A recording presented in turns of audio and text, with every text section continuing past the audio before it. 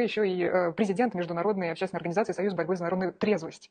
Вот как раз академик Углов говорил, что алкоголь – это оружие массового поражения. Согласны, что в России его используют именно так? Пиво, вино, водка – это оружие массового уничтожения и вырождения русского народа и других пьющих коренных народов России. Потому что то, что творится, это хуже, чем война. Это хуже и страшнее, чем Великая Отечественная война по своим жертвам и последствиям.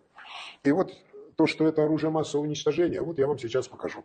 Каждый год мы составляем рейтинг трезвости регионов России. 84 региона, но мы новые регионы не берем, 84 региона. В основном это душевое потребление алкоголя, то есть сколько спирта на душу населения приходится. Всегда первые 5 мест, 5 первых мест занимают Северо-Кавказские республики. Всегда. Это Чечня, Дагестан, Ингушетия, Карачаево-Черкесия и Кабардино-Балкария. Во всех этих республиках положительная рождаемость, отрицательная минимальная смертность, преступность, ну и все, ну просто великолепно живут, никаких проблем у них нет. А начиная с 6-го места, мрак, пропасть, понимаете? Все остальные вымирают, катастрофически вымирают. А чем они отличаются? Что с этим а тем, что это мусульманские республики все. Там нет алкоголя. Там алкоголь, ну вообще его практически нет. И они действительно и живут, и развиваются. А это все пьяные регионы России. И чем пьянее, тем хуже ситуация там. Тем более катастрофичная ситуация. Мне говорят, ну понимаете, они в горах живут, у них там экология хорошая. Хорошо, пусть они живут в горах.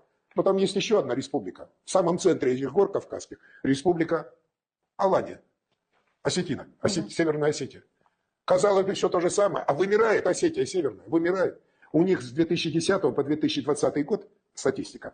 Чеченцев плюс 17% увеличилось, ингушей плюс 16%, черкесов плюс 16%, кабардинцев плюс 19% и прочее. Осетины минус 8%. Осетины это вымирают. А осетины православные.